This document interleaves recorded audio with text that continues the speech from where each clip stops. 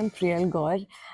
वैसे जब से मैंने एक्टिंग शुरू की है, मैंने शुरुआत की थी टेलीविज़न से, फिर कुछ वेब किए, कुछ रीजनल फ़िल्म्स की, लेकिन this is the first time that I am doing a play, Hindi play which is called stand up mister Khurana. मेरे कैरेक्टर का नाम कनक है, जो लुधियाना से है, और ये एक कॉमेडी प्ले है जहाँ बाप-बेटी की थोड़ी-सी स्टोरी बताई है। सो इट्स लाइक एक एक बॉन्ड बताया है जो दूर हो गए थे और फिर वो किस तरह पास आते हैं, दैट्स द स्टोरी अबाउट। अब वैसे गुजराती करना आई थिंक मेरे लिए थोड़ा ज़्यादा टफ होगा। हिंदी तो हमारी राष्ट्रीय भाषा है, तो हम तो पैदा होते ही हम हिंदी बात कर रहे हैं। लेकिन प्ले करना itself is it's a tough job.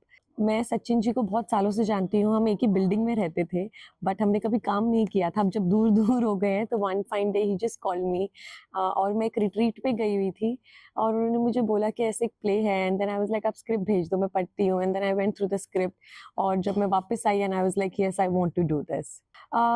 सवाल तो सबसे पहले यही था कि प्ले करना है कि नहीं करना है, बिकॉज़ टीवी में एक्ट करना और स्टेज पे परफ़ॉर्म करने में बहुत ज़्यादा फ़र्क है। मुझे तो लग रहा था मैं मज़ाक ही कर रही थी इतने टाइम तक। लेकिन हाँ, यही डिसाइड करना था कि प्ले करना है या नहीं। So that was my thought and I am doing it now.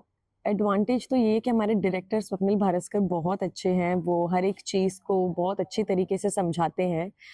और डिसएडवांटेज तो ऐसा सच कुछ नहीं, आई मीन पहली बार करना शायद वो एडवांटेज भी हो सकता है, वो स्टेज पे जाके पता चलेगा, क्योंकि बहुत सारी चीज़ें मैं दिमाग में लेके नहीं चल रही हूँ।